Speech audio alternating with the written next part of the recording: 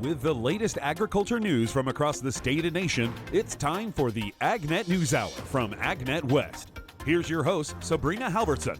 Good morning, and thank you for joining us today on the AgNet News Hour.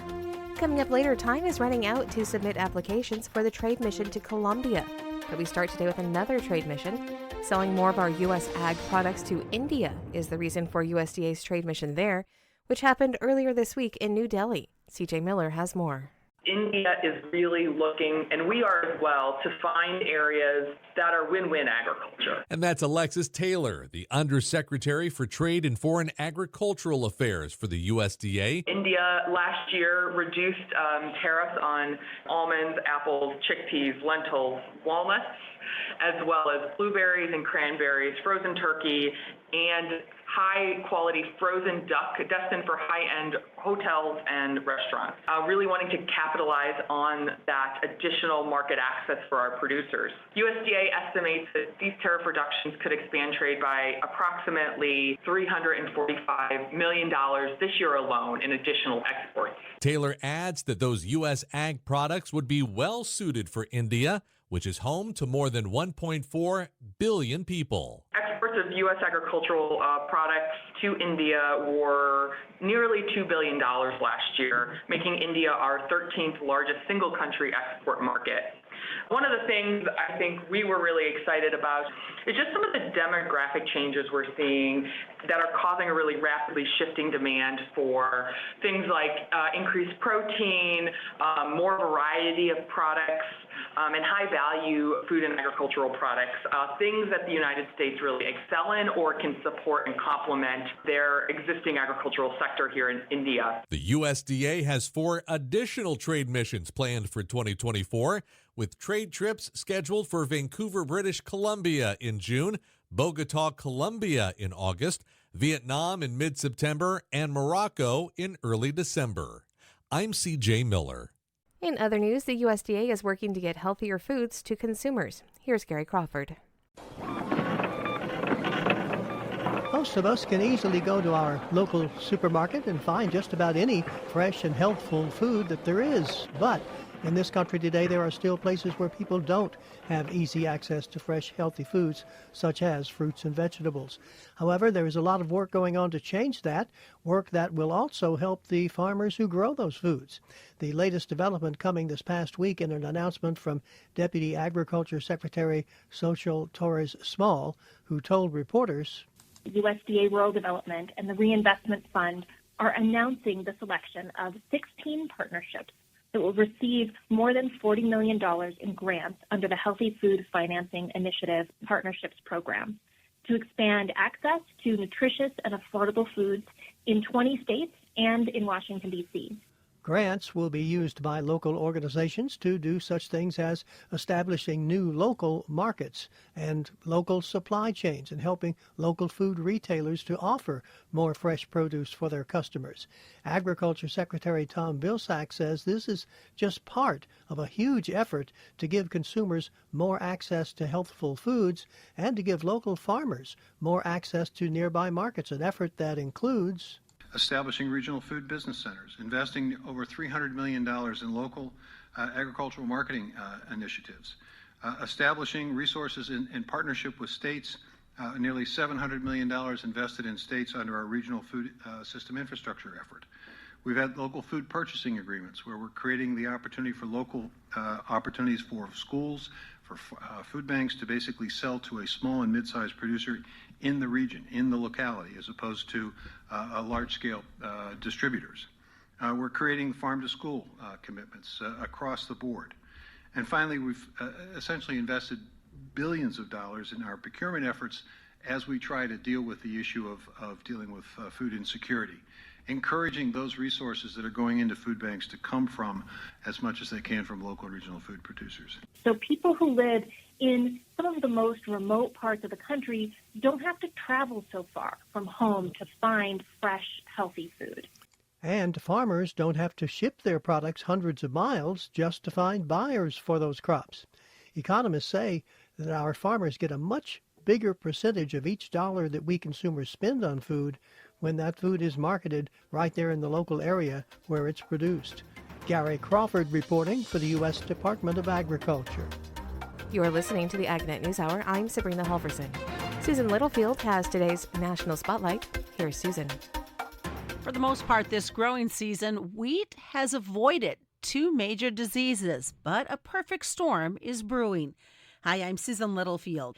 I talk with Mark Lubers. He's a wheat tech product manager with Westbred as we talk about disease outlook, the rains that are coming. But first, where this crop is right now. Along the Kansas-Oklahoma border, we're just now starting to head out. Some of the earlier maturing varieties are starting to flower. And then as we move up to I-70 in Kansas, we're getting close to into that heading stage, so probably flowering sometime next week. And then as we get into Nebraska, we're getting second node, some of the earlier stuff next week. We'll probably be getting close to flag leaf stage. Do we have any, well, let's look at the rain perspective first, because there was some this last week. We got more coming in this weekend. We need the rain, but does it bring some concerns with it? Yeah, so there's really a couple of questions that I've been getting from farmers here just in the last few days. First of all, everybody's concerned about yield. Well, obviously, we have lost some yield potential overall because of the drier than normal conditions that we've had. But, I'm encouraging growers not to give up hope, because if we do get rain at these key growth stages, we can make up a little bit of yield with kernel weight and kernel size. The second thing that I'm getting is because of the drier conditions, we haven't seen stripe rust progress as much as I expected it to into Kansas. But now, since we're in that heading, flowering, growth stage time, with this rain that's coming, we kind of have this, this dilemma of, okay, we have rain, which is good, but moisture and cool temperatures also encourage stripe rust development. But because we're at this heading, flowering stage, this is the critical time for Fusarium head blight infection. And so the growers that haven't sprayed for stripe rust, I'm encouraging them to wait, see what materializes with the rainfall that's being forecasted, and maybe switch their fungicide chemicals to a head scab type product if they're concerned about head scab, which typically wheat following corn, those are the type of acres that we want to target for Fusarium head blight or head scab applications. So I'm sure now is the time that you got to start having those conversations, if you already haven't, Mark, with your crop advisors. Yeah, so for those fungicide applications, if you have active stripe rust, you absolutely have to spray it. If you don't, I would encourage growers just to sit tight. Let's see what happens weather-wise. For Fusarium head blight or head scab, it's the same disease. There's only a handful of products that are specific for that disease. And so Prosaro Pro, Miravis Ace, those are three commonly used products for Fusarium head blight. And they also control all other fungal diseases. So they'll control stripe rust, leaf rust, etc. The main thing is for head scab, we want to avoid QOL fungicides, so also known as strobilurins or class 11 fungicides. We want to avoid those at flowering, heading time, because they have studies have shown that they can increase the level of vomitoxin that is produced from Fusarium head blight or head scab. Those comments coming from Mark Lubers. I'm Susan Littlefield. That's today's National Spotlight. Now here's the livestock report.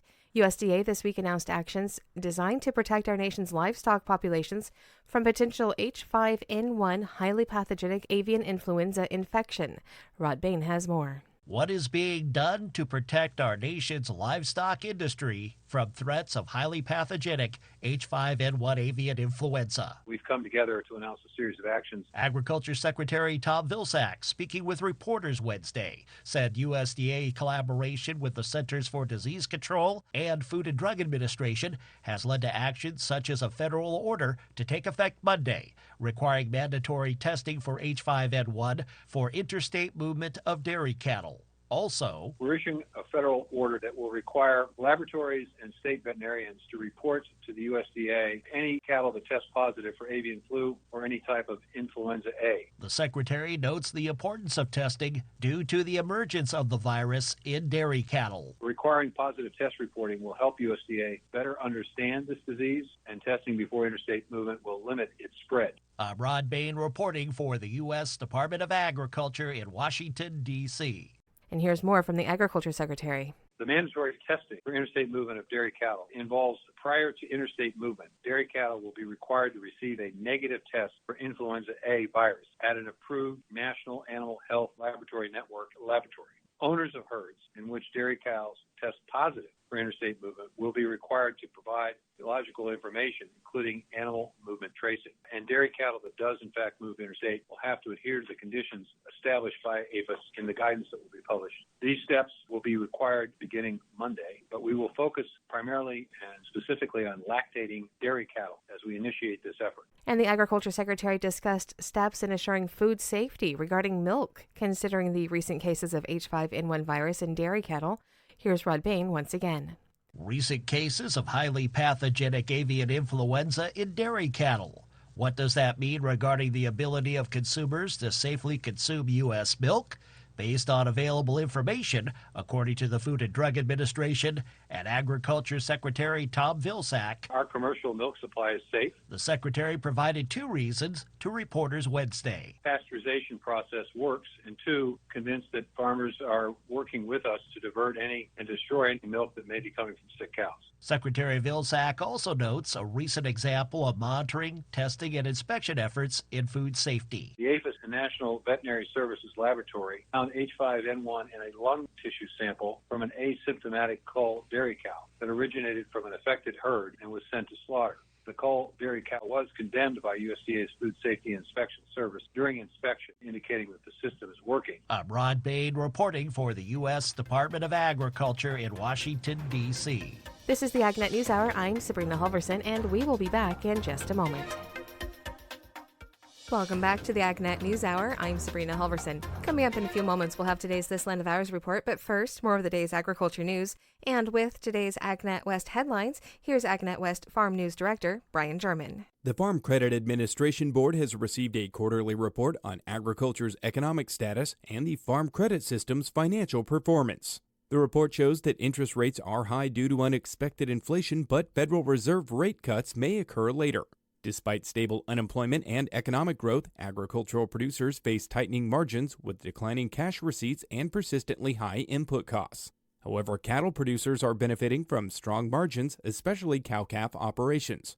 Risks in the livestock industry include recovering from Texas wildfires and avian influenza outbreaks. The Farm Credit System reported strong financial results with low credit risk and non-performing assets. Though loan growth slowed, earnings increased, but provisions for credit losses rose. Regulatory capital and liquidity levels are healthy, positioning the system to support U.S. farmers and ranchers. The deadline to apply for an upcoming trade mission is quickly approaching. An agribusiness trade mission to Bogota, Colombia is coming up August 13th through the 15th. Since the implementation of the U.S.-Colombia Trade Promotion Agreement in 2012, U.S. ag exports to Colombia have surged by 237%, reaching a record $3.7 billion in 2023. Changes in Colombian lifestyle, such as the rise of dual-income households and increased demand for healthier and packaged foods, present favorable opportunities for U.S. exporters. The mission will facilitate meetings between U.S. agribusiness representatives and potential Colombian importers, along with market briefings and networking events. The Colombian market offers opportunities for a wide range of U.S. exports, including fresh fruit, meat products, dairy, and various other food items. Applications for participation in the trade mission are being accepted until May 3rd. A requirement under the Clean Truck Check program has been pushed back. Director of Regulatory and Environmental Affairs for Western United Dairies, Paul Souza, explained the latest action by the California Air Resources Board. The requirement for smog checks had been moved from July of 2024 to January of 2025. They are delaying the smog check requirement. For some reason, the program is not ready to go yet, and so truck and fleet owners don't have to worry about getting their trucks smogged until at least January of 2025, and it's possible that they move that date again if they're not quite ready. However, there are a couple of deadlines that have passed and continue to be there for this rule, and those deadlines do stick. So there was a deadline to register each of your trucks in an ARB database and pay a $30 fee per truck, and that deadline is January 31st of 2024. That was for the 2023 calendar year that you paid that $30 fee and registered those trucks in the database. That's going to happen again in 2024. You need to pay the $30 fee per truck depending on the truck's registration date, and those requirements and deadlines do stand. If you have not met that deadline, they are putting registration holds on those trucks in 2024. So if you haven't done that, you get your registration in the mail from DMV. It says you're not eligible to renew the registration on this truck because of an ARB hold, and it would be because you didn't put it in the database and paid the $30 fee. UC Cooperative Extension's offering a series of workshops to help growers manage irrigation and nutrients for young and immature orchards. The workshops will feature presentations by various experts and researchers covering almonds, pistachios, walnuts, olives, and citrus. The first workshop is scheduled for May 9th in Modesto, followed by May 14th in Merced. Growers, certified crop advisors, and other agricultural professionals are encouraged to attend. The final two workshops in the series will be held on May 22nd in Fresno and June 5th in Bakersfield. Speakers will be highlighting the best irrigation and nutrient management practices tailored specifically for young orchards in the San Joaquin Valley, helping to ensure healthier tree development, better resource utilization, and more resilient orchards in the face of climate change. More information about the workshops is available on the upcoming events page at agnetwest.com. I'm Brian German for AgNet West Radio Network. A successful trade mission to India. That's coming up on This Land of Ours. In just a few years, India could be a huge potential buyer of U.S. food and ag products. And I think we see that with just a few days here in India. USDA Undersecretary for Trade Alexis Taylor this week leading a U.S. trade mission in India, a nation of 1.4 billion people. But at the moment, we send around 1% of our food and ag exports to India. That, I think, we way underperform. But Taylor says the time is right to begin to turn that around because by 2030, 66 million people in India will be in middle class and upper middle class households. That's a lot of purchasing power. And if we can get in now and develop taste for American food and agricultural products, we can have lifelong consumers of those products. So I think it's a really exciting market. A market starting to open up. Last year, India reduced tariffs on 10 U.S. food and ag products. Taylor says that's one reason for the trade mission this year. Gary Crawford for the U.S. Department of Agriculture. The mission of the U.S. Grains Council is to develop markets, enable trade, improve lives. Chad Smith has more. Carlos Suarez, Manager of Sustainability, Policy, and Innovation for the U.S. Grains Council, talks about how USGC incorporates sustainability into the mission. Incorporating sustainability is something recent in terms of the actual work that the Grains Council does in its international program. Sustainability has been ingrained in U.S. corn production for decades, and so what we've begun to do is to work on, number one, preventing that sustainability becomes a market access barrier across the countries in which we operate, but more importantly, that we align with our customers in terms of what they are requiring in relation to sustainability, in particularly showcasing how U.S. corn origin can help them meet those requirements. He talks about how the council addresses concerns related to sustainability. In particular, we see the key performance indicators that the U.S. Grains Council references, which is Field to Markets National Indicators Report. And we see that, for example, water usage since the 1980s has been reduced by over 56%, land use around 44%, and then greenhouse gases by 48%. So what the Grains Council does is internationally communicate and showcase to our customers how the different regulations, enforcement, and best practices that underpin U.S. production and U.S. corn origin are the ones that allow for this superb environmental performance. Suarez says innovation and technology play a big role in advancing sustainability goals in the grain industry. Biotechnology has been a central component of that effort, allowing for the implementation of reduced tillage and a decrease in the use of pesticides across the whole of the U.S. corn industry. Technology also means using nature-based solutions, which corn farmers have been doing as they drive up their efforts to implement cover cropping wherever that is possible. This improves soil health and increases soil organic capture sequestration. And so every day we see more and more our farmers implementing this type of practices. The ever more innovative technologies such as satellite guidance systems to work fields, variable rate fertilizer, and crop protection product applications. He looks ahead to the U.S. Grains Council's plans and initiatives relating to sustainability. What we see is an ever-growing appetite to work with the Council around satisfying sustainability requirements, being able to measure and quantify how U.S. corn production is sustainable because we know that sustainability is there. And so we will continue to work with our stakeholders to align with the international sustainability framework, in short, fulfill that mission to develop markets and enable trade for which the U.S. Grains Council is famous for, and that ultimately results in improving lives not only in the U.S. but across the international supply chains in which we know that U.S. corn can contribute to and be leveraged by our users. For more information on the U.S. Grains Council's sustainability efforts, go to grains.org. Chad Smith reporting.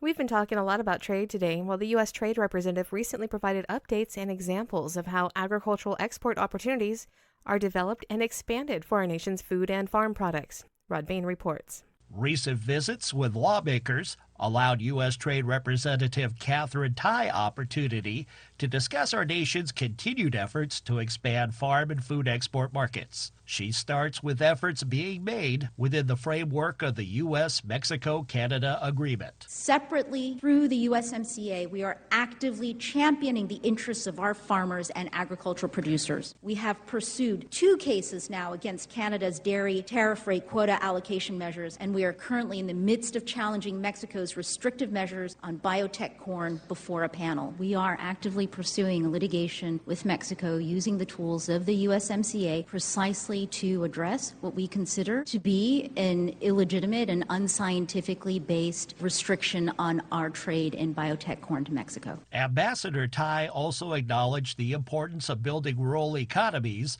through increased ag trade opportunities. Through negotiations, our administration has secured over $21 billion in new agricultural market access in the last 3 years. Such as increased farm and food exports in markets like India through negotiated tariff eliminations and reductions. After the U.S. and India terminated 7 disputes at the WTO last year, India also agreed to remove retaliatory tariffs on several U.S. products. This means improved access for chickpeas, lentils, almonds, walnuts, and apples, benefiting farmers across the country, including Michigan, Oregon, California, and Washington. This means more market access for turkey, duck, blueberries, and cranberries, benefiting our farmers in North Carolina, Pennsylvania, Virginia, Massachusetts, and Minnesota. She also sees the importance of trade-building programs such as USDA's Regional Agricultural Promotion Program as a means to grow ag export opportunities in developing nations. It is about sharing with the rest of the world the bounty that our incredibly hardworking and savvy farmers produce, and also diversifying our relationships with the markets around the world. I'm Rod Bain reporting for the U.S. Department of Agriculture in Washington, D.C. The Association of Equipment Manufacturers will host the Modern Ag on the Mall event next month in Washington, D.C. Michael Clements reports. As the Farm Bill remains front and center for U.S. agriculture, AEM is showcasing the latest farm equipment for the public and policymakers. Kurt Blades, AEM Senior Vice President of Agriculture, says it's a great way to tell the story of modern agriculture. For the second time in the last 3 years, we're pleased to be hosting a celebration of modern agriculture on the National Mall. This really provides an opportunity for those of us in the ag industry to tell the story to lawmakers and policymakers and the general public about what is happening happening in modern agriculture and the difference that it's making in producing food and fiber and fuel for a growing world. The celebration of modern ag on the National Mall takes place the week of May 6th, Monday, Tuesday, and Wednesday. It's open 9 a.m. to 5 p.m. every day. Blade says there are multiple target audiences for the event. Our first audience is an audience of about 50 to 200 people. And those are those folks that are really involved with writing public policies that are really impacting agriculture. The secondary audience is also very exciting, and that's the general public. That might be Hill staffers or just general public that are walking through the mall. So we love to be able to tell those stories. Tractors and combines and pieces of equipment are pretty good eye candy and a pretty good way to lure people in to tell that story. Michael Clements reporting. This is the AgNet News Hour, and we will be back in just a moment with more agricultural news. Welcome back to the AgNet News Hour. Here's Cindy Zimmerman with the Ethanol Report.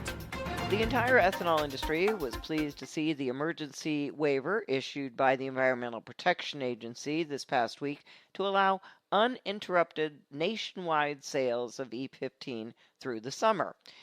I talked with the Renewable Fuels Association Senior Vice President for Government and Public Affairs, Troy Bradenkamp, to get their reaction. Yeah, we had very welcome news from the EPA. They have issued the emergency waiver for E15 for this coming summer driving season. E15 is not available for sale usually because of a vapor pressure issue during June 1st to September 15th. The last 5 or 6 years, we have been able to maintain some year-round sale of E15, mostly through emergency waivers.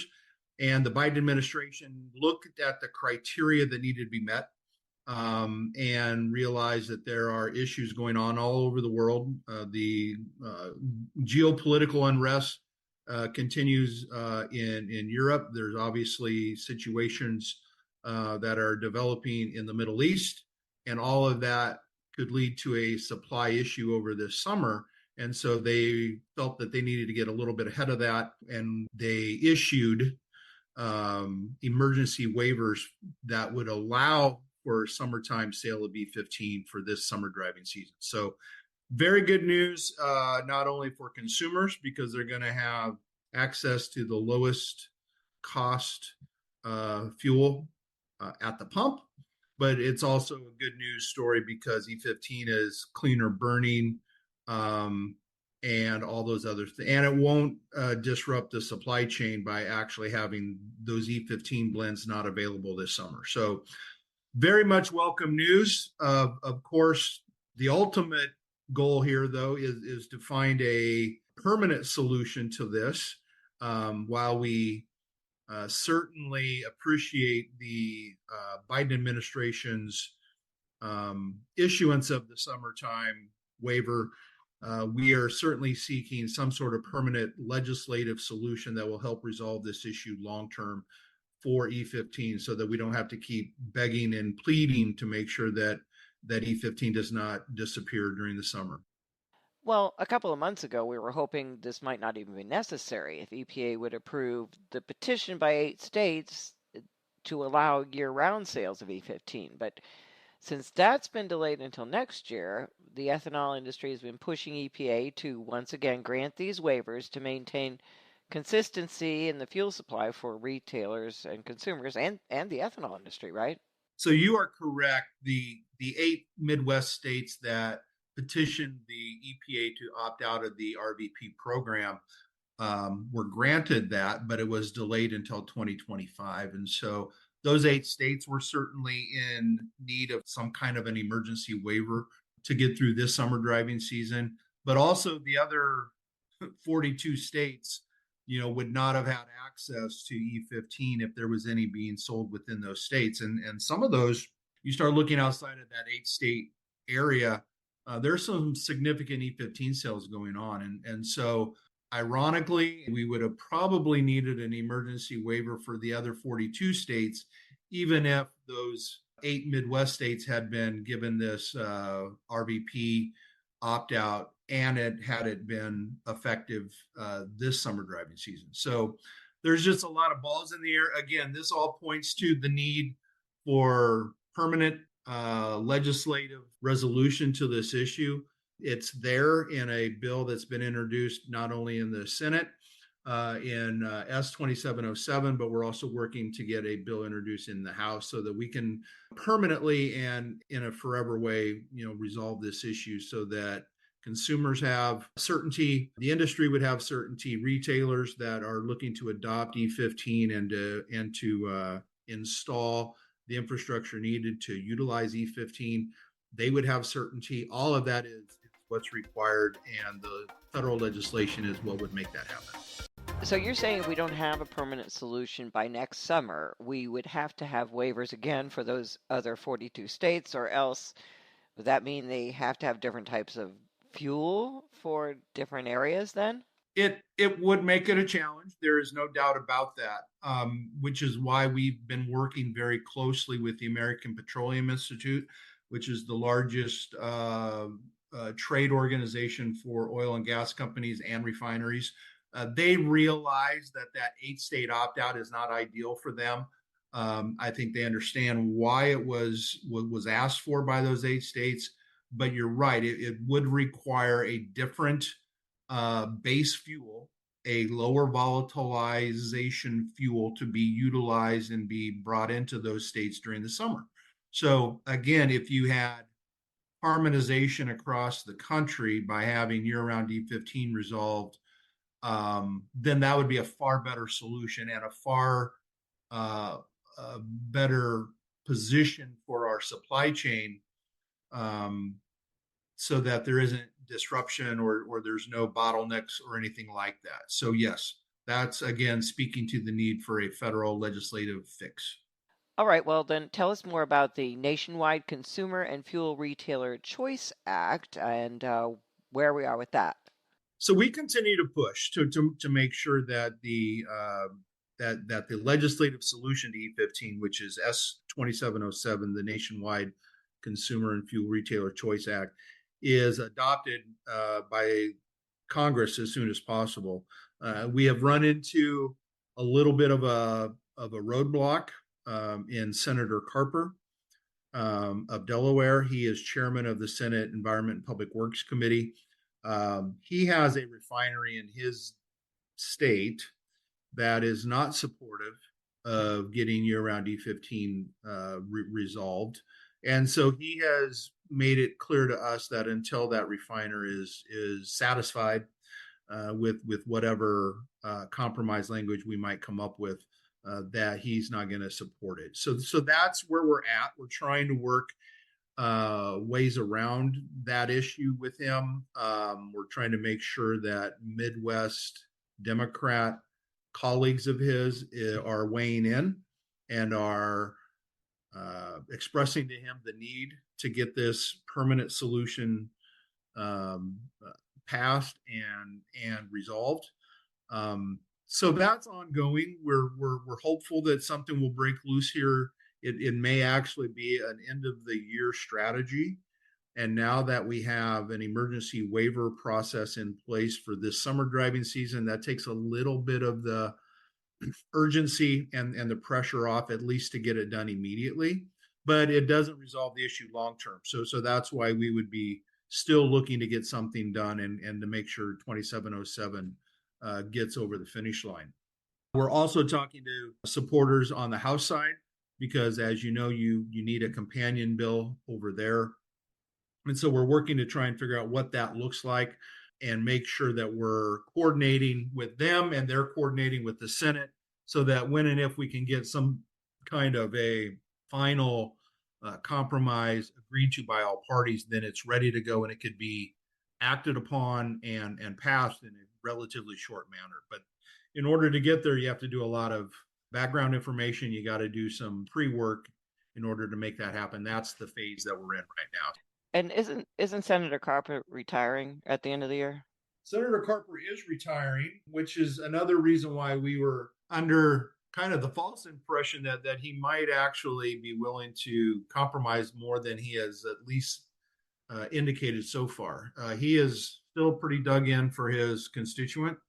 And unfortunately, that has not waned a lot, even with his pending retirement. So we'll wait and see. I think that's another reason why a lot of folks are pointing toward maybe an end of year strategy, potentially even going past the election date. So think lame duck. So maybe even a lame duck strategy that might be employed here, because at that point, there's a lot of folks that think, well, Senator Carper really doesn't have a whole lot left on the docket before he retires. Maybe this is one of those issues that he would like to have resolved on his watch. So we'll have to wait and see.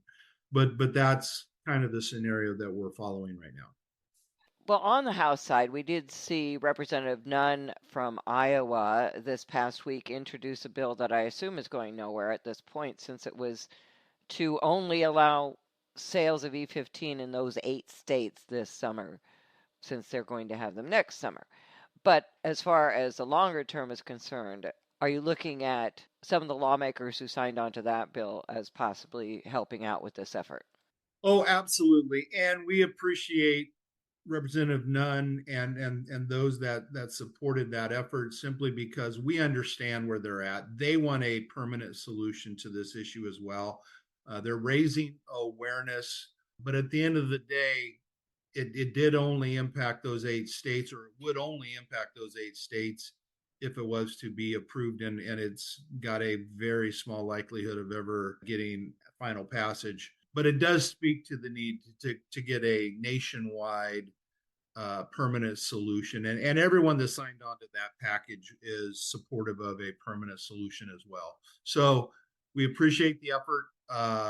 The real focus here has to remain on a 50-state strategy, which is a federal legislative fix that works in every state and allows for E15 to be sold year-round. Thank you once again to Cindy Zimmerman.